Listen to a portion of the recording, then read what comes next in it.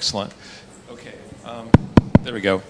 So when I saw the topics that were on the agenda for the conference, I started to panic because everyone was talking about wine tourism, and I was going to talk about a case study of Cuenca, Ecuador, which is a fascinating study.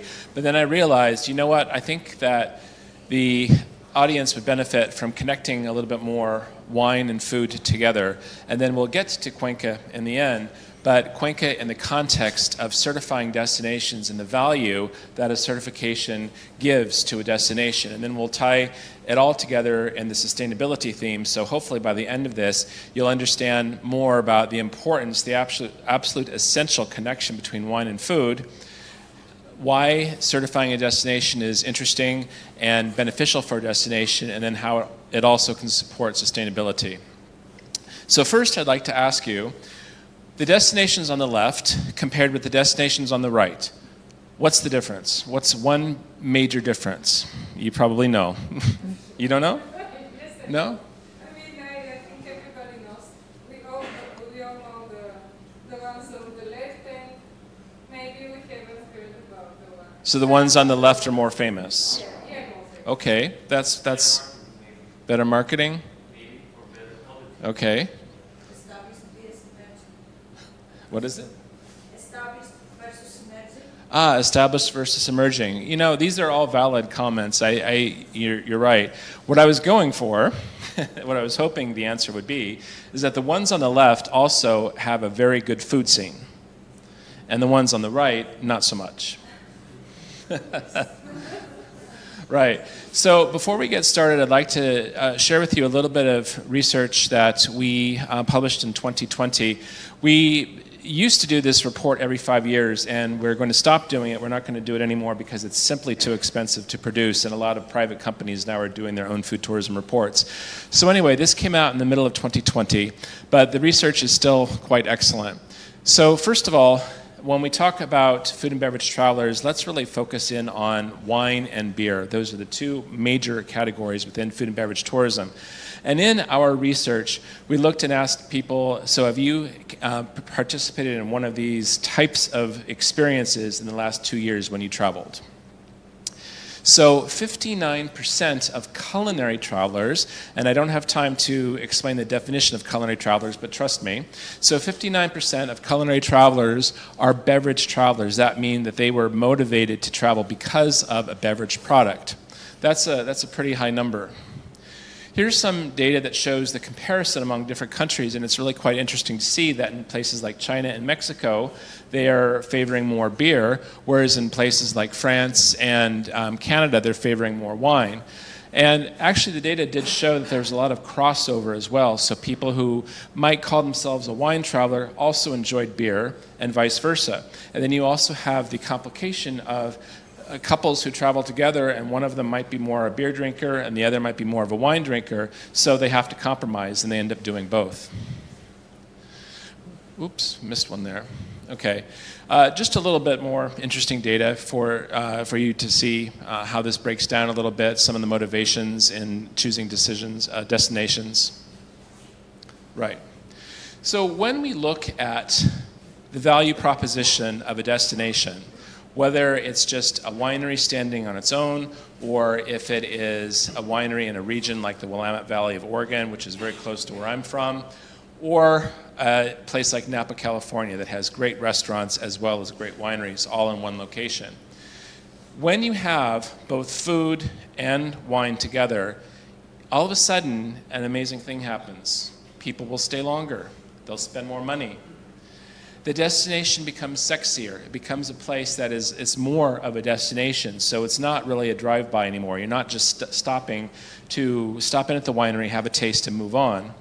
There's probably going to be hotels there as well. And now we're talking about greater economic impact. So there's more jobs, more money is being spent, and governments are happy because more taxes are being collected as well. This also lends to greater marketing, greater word-of-mouth promotion, which is the most effective and least expensive kind of promotion.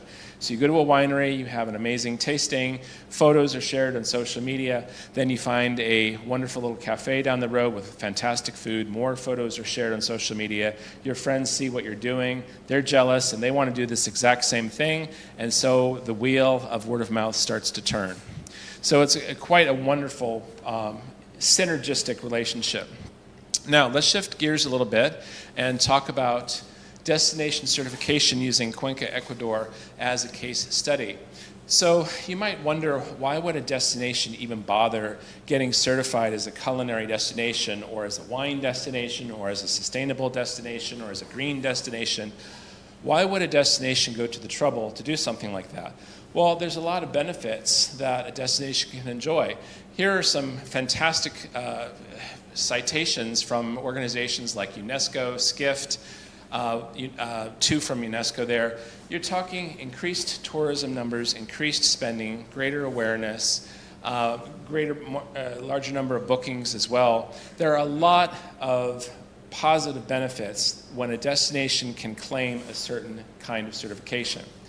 So Cuenca, Ecuador applied to our Culinary Capitals program at the end of last year. And Culinary Capitals is a program that recognizes secondary and tertiary destinations that are kind of off the map that people really haven't heard about or are not that familiar with. And they applied and they got accepted. And so we're going to use them as a case study because they really did a number of amazing things. So have you heard the expression, a perfect storm? A few of you have, yeah. It's when all the conditions are right that this huge storm can develop. Well, the same kind of thing happened here with Cuenca. They had everything right. It's like going to Las Vegas and the slot machine comes up all pineapples or all cherries or all sevens. You win. So Cuenca had, and this is what blew me away, they had almost 500 years of culinary development. And from places not just from Spain, but from the indigenous peoples, from places like France and Switzerland and Germany as well, from immigrants. And all of this contributed to the culinary scene that we know today in Cuenca. So there were all of those different influences. Now, Cuenca was also called a UNESCO Heritage Site in 1999. So that was a great triumph for them. Now, there's also a lot of agriculture being grown in the area. Cuenca is in the mountains. It's about 3 or 4 hours from the Pacific Ocean. It has different climate zones. It has different altitudes as well. And because of that, and then lots of rivers and lots of rain, so there's a very rich agriculture there, and there has been for thousands of years. So that's another wonderful benefit. The resources are there, the history was there, and now, fast forward to today, we have the support from the local government, the local mayor's office, the restaurant association, and 51 organizations in the Cuenca area that said, yes, we believe in this. And those kinds of organizations are things like tour operator associations. I mentioned the restaurant association, of course, that's a big one. Individual businesses like Pacari Chocolate. Have you heard of Pacari Chocolate? Really? Okay. You need to check this out. Pacari is one of the best chocolates in the world. It is absolutely fantastic. And they recently, a few years ago, changed the spelling of their brand, which is something you should never do, but anyway, they did. And now it's spelled with 2 C's instead of 1. But they grow a lot of cacao in Ecuador, and they're very conscientious about how they harvest the cocoa, how they support the farmers, the sustainability that goes into it. They pay fair wages and so on.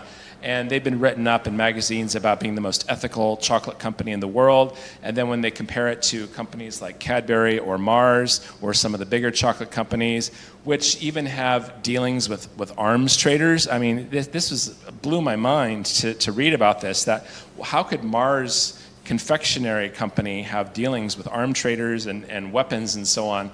But they went and they did all the analysis, but Pacari Chocolate was at the top of the list as being the most ethical chocolate company in the world. Anyway, these are the kinds of businesses that Cuenca had.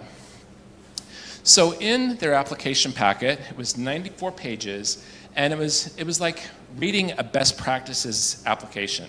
Everything that could have been done right was done right. So they used both text and images. They showed things the reader would not know. There were also a lot of indigenous words, say Incan words or other native people words for things that we as the readers did not know. And that was one piece of feedback that we gave them, was when you use certain words, even native Spanish speakers don't know these words. So you need to define some of those words for the visitor. But in any case, you can see here a lot of agriculture, a lot of dishes, even cooking techniques and utensils. So a lot of that looks really tasty, and it makes you want to go. Here's some more examples. Now in the lower left here, you'll see those are cookery books. And one of them, I think it's the second one from the left, is one of the ones that's several hundred years old. And they went back, and I've seen the pages from this book. It's amazing to see the old writing and talking about the French influence. It's absolutely fascinating to read about it. And then the next one over here is safeguarding their food heritage. And so here's a close-up of that. So they're actually working with UNESCO guidelines, and they have registered a culinary heritage system, sorry, a cultural heritage system. They call it SIPSI. I think they should call it SPICE instead. It would make more sense. But anyway, here, and they document everything about the product. And they have this for hundreds of products in the area. Absolutely fascinating. And they provided evidence in their application packet of things like this. And this is the level of detail that a destination can and should go to document its culinary heritage. We're talking, apart from the destination certification, we're talking about preservation of the culinary heritage, which is extremely important, especially when you talk about sustainability. Whoops. Okay. So since Cuenca received its certification from our association in January, we've been able to accomplish the 10 things here. After the certification was awarded, we had a ceremony in Madrid at a conference called FITOR, which is a large conference for the Spanish-speaking world. You get a lot of people from Latin America there as well. So we had a big show for that. Of course, we had to do all the obligatory photo shoots with the mayor, shaking hands, and even though there was nothing there, just shake her hand and smile, and I love it. It's fantastic. We launched a dedicated webpage to promote Cuenca. We announced it to journalists. Of course, there were social media posts as well. I went down and we did site visits. So they toured me around the area and was able to experience things myself. And because of these site visits, those then led to meetings, planning meetings, about things that the Restaurant Association or the tourist office could do based on the meetings that we had. And then, if you'd like, you could listen to our podcast from Daniel Contreras there. He has a restaurant called Dos Sucres. Sucres is the former currency of Ecuador. They now use the US dollar, but used to be called the sucre. And if you go to podcast.worldfoodtravel.org, you'll see Daniel's podcast there is number 69. And you can also just look it up on Spotify. Just go to Taste of Place podcast on Spotify. Anyway, so there are other organizations that certify destinations as well, and I'm talking only about culinary certifications here. I'm not talking about sustainability or organic or anything else. So obviously UNESCO, they have their Creative Cities of Gastronomy. I was actually on the review panel for this program from about 2012 to 2014, so I know what goes into it. And I had some issues about how it was operated, and I didn't feel comfortable with the process that they were going through, so I actually resigned from that. But now I know how they do their program. Then there's an organization called IGCAT, which is a small organization. They're based outside of Barcelona, and they connect tourism with things like art and other cultural aspects, and they have good programs. The programs do tend to be rather expensive, though, and a lot of destinations can't afford them. Then you have our Culinary Capitals program, which I mentioned, and it's a great program for destinations that want a quick impact and don't have a lot of extra money to spend. And then there's the Delice Network, based in Lyon, France, and they also do have an interesting program, but it's really more about knowledge sharing and sharing of professionals and things like that. It's not really so much a destination certification. And those are kind of it in the world when it comes to destination certifications. I'm not talking about awards that are given out in a lot of different awards forums that it's really more of a popularity contest or who pays more. Now, our program, or well, really, any destination certification program, we talked about the economic benefits that a destination could expect. So that is the one prong. There's 3 prongs when you talk about sustainability: economic, sociocultural, and environmental. And a lot of times people just focus on the environmental, but you are all smart people and you know that there's much more than environmental to sustainability, but the average consumer doesn't necessarily think about that. So the first prong is the economic benefits that a destination sees. The environmental benefits, because this is then now raised to the top and people start looking at things like food waste, farming, reduction of agricultural pesticides and so on, and then the sociocultural aspect as well. So remember, we talked before, the bright idea here is that the destination can benefit from these 5 major areas when they get certified by any of these certifications from these different organizations that I talked about can have a similar effect. It's the effect of the certifying process. So what Cuenca then realized because of their certification, they achieved greater international visibility of both the city and the region. And then this year, they're expecting to triple their visitor arrivals. So they got this certification at the beginning of January, and they started promoting it immediately. And already, they're expecting 3 times the number of visitors. And what I thought was really important and significant, and the thing that I think makes Cuenca's certification stand out in a huge way, is the impact and the attention that is put on the contribution of women, the contribution of indigenous people, and then the local pride. Because when the Cuencanos, I think they're called, when they got this certification, the city was so excited. Everyone was so excited and so proud that they could achieve this. And so now everyone's talking about it. Everyone's talking about what they can do next. They have chefs that have the insignia on their jackets, and they go to events now, and they proudly show that they're a culinary capital. But I think that you don't always see these certification programs that put forward and emphasize and celebrate the contribution of women and indigenous people. And they did a really good job of that. And I think that is it. So, what questions can I answer for you? Nothing? Everyone's an expert? Okay. All right, so what I would encourage you, the takeaways that I would encourage you to remember are to always try and connect food with wine in what you're talking about. And in the presentations I've listened to, I have not really heard that much mention of food. And I think that it would be important to look at what wineries have restaurants with them or nearby. How many restaurants per square kilometers, restaurants of a certain quality of in a certain square kilometer. I'm not talking about Michelin restaurants either. There is a certain cachet or a certain positioning that happens when you start talking about Michelin. And that's the kind of thing that you'll see in Napa Valley that is very elitist, snobby. There's only a certain number of people that can afford to go to places like that or who want to even go to restaurants like that. The vast majority of the world is not interested in that kind of food. We have something called psychoculinary profiling in our association. We introduced this in 2010, and we have used it in every research project research report that has been published ever since. So we had major research in 2007, 2010, 2013, 2016, and 2020. And we've confirmed this every time, that the percentage of consumers interested in gourmet experiences is always a minority.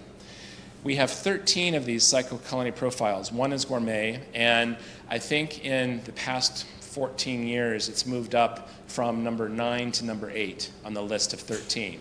So that every time it proves itself that people are interested in authentic, localist, any of those other kinds of experiences. The gourmet, I'm not saying gourmet is bad. I'm saying it's for a very, very small number of people. And this is another challenge that we see in a lot of destinations that are trying to get a Michelin guide for themselves. So you have lots of places in Asia, Singapore, Thailand, Korea, and it looks like Philippines is on its way to paying several million euros to Michelin to produce a food guide for that destination. You have a place like Latvia here in Europe that paid 150,000 euros to do a study of what they should do with a Michelin guide if they were to do one for Latvia. And they only had 29 restaurants of marketable quality that they recognized in the country. So I would say that probably was not money well spent. But I would have to caution any destination that starts to pursue a gourmet path to really reconsider their approach. I don't think it's the right strategy. The best example of this is Peru. Many years ago, Peru started to promote all of its high-end restaurants in Lima. And I think they had one Michelin restaurant or maybe two, and then other nice gourmet restaurants followed. And yeah, they're great restaurants, but I would argue that the Mistura event has done more to bring tourists and raise the awareness of Peruvian cuisine to the country than these restaurants in Lima. Then we did an economic impact analysis. We did it for Prom Peru, the tourism office. We weren't hired by them, but we decided, well, we're going to do this because they haven't done it or they haven't made the data public, so we're going to do our own. And we figured out that it was something like 0.00004% of total visitor spending in Peru was on these restaurants. So you have tens of millions of dollars being spent to promote gourmet dining in Lima.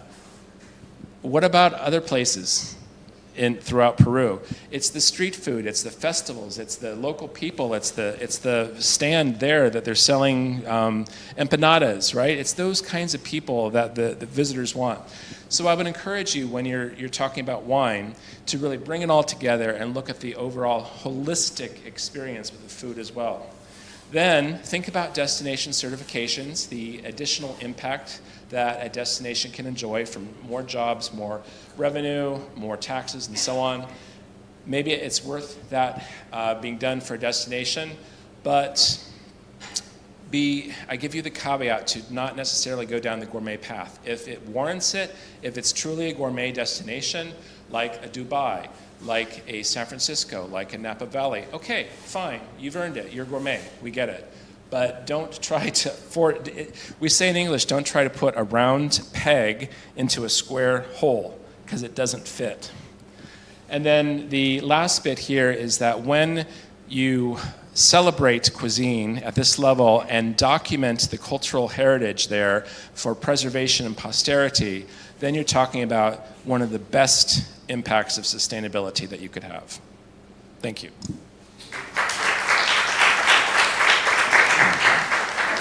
Congratulations for the great presentation. Just to share the Greek experience in terms of gastronomy, we have some very, very specific cases where winemakers developed restaurants, not dining facilities, but restaurants inside the winery. These 3 or 4 cases all over Greece did not go very well in terms of efficiency. However, in cases where restaurants already existed in the wine region and they created synergies with wineries and multiplier effects, these cases, in terms of social sustainability, are much more successful. I don't know what's your opinion. Thank you for that example, and it's very interesting to hear that. It makes me think of restaurants and hotels.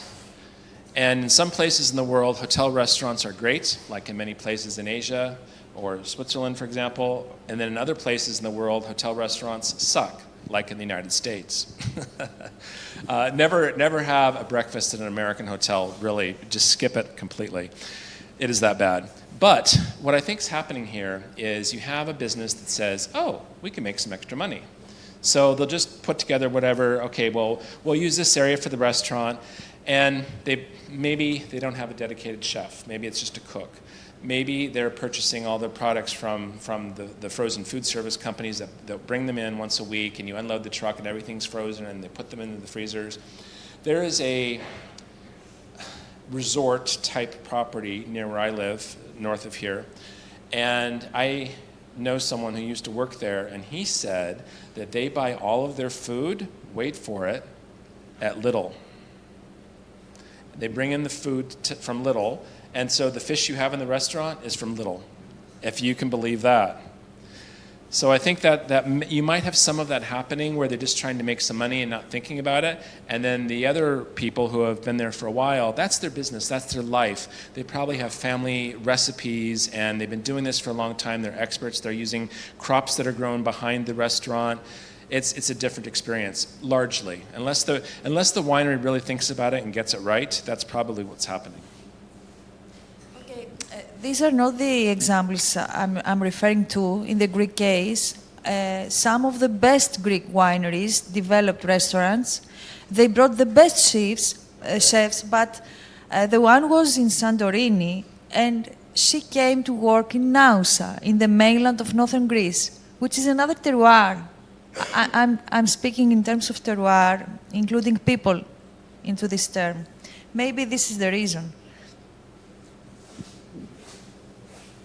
Of course, it's hard to make a comment without looking at all the facts, but sometimes you have a lot of local people supporting these businesses, especially in off-season, and maybe the feeling was, well, why are you bringing a chef from Santorini to northern Greece? It doesn't make sense. Let's have local chef, local products, and so on. There was probably a disconnect, and that's probably what happened. That's just my guess. Just a similar example, but in this direction, an example from Bulgaria. In the region that we were presenting, we have several very successful companies that offer a winery, restaurant, hotel, spa center. They are a whole complex. And in this case, restaurants are very successful, but because it's the business started like a hotel and restaurant, and maybe a spa. And then the winery was an addition, as an addition to this, and they are very successful. But it's a different mode of development, so to say, of the product. Yes. Any other questions? Yeah. Maybe a comment related with your questions. Each country can follow an own way, an own path, because my experience, for example, Catena Zapata Group, one of the most important in the world, has a fantastic restaurant, Zucardi too, but they contribute with the others players in the region. There is not one recipe to do this. If you go to Tuscany, maybe in Chianti, you have the road of Chianti, and you have wineries with fantastic restaurants, but a lot of another initiatives or business related with this that are very well. Each region, each culture have to develop his own way, is my opinion. Especially Greece, that is so fantastic food. Thank you. Milada has a question or comment.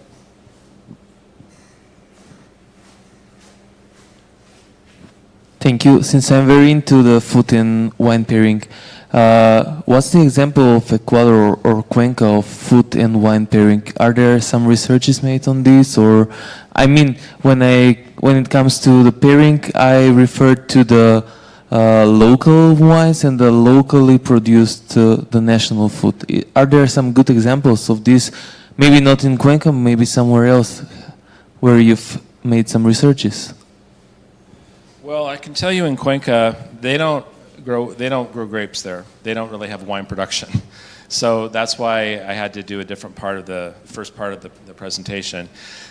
Ecuador does grow grapes, and they do have wines. And we had a bottle of wine in a restaurant that was absolutely fantastic, but you would never find it for sale in a store.